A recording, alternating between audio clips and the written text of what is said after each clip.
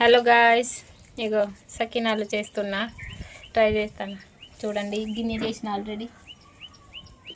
ఇక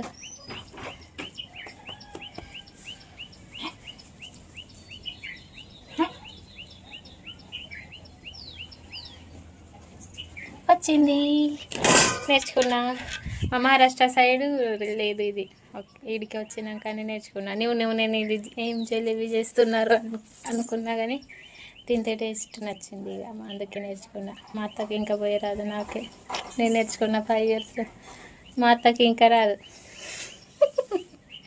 ఫ్రై చేస్తుంది అంతే ఇక మా అత్త. ఇక చోట ఆయన కూడా హెల్ప్ చేస్తాను.